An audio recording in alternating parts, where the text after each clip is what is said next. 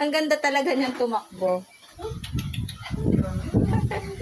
Yung na naman yung isa. Gusto, palabasin daw kasi yung isa. Hindi kasi pwedeng maglaro yon bagong vaccine. Hindi siya pwedeng maglilikod.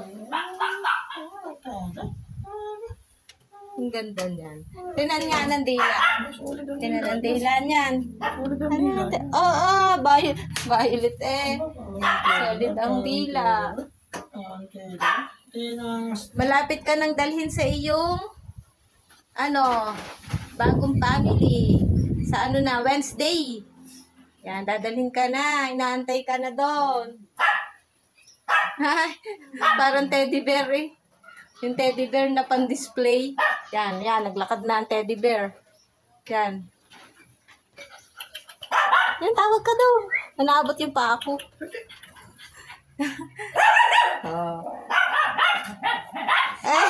Ang ganda tumakbo. Ang ganda. Ayan Ang galing naman tumakbo. Nainggit yung isa, hindi naman pwede maglaro bagong vaccine siya. Ang bait.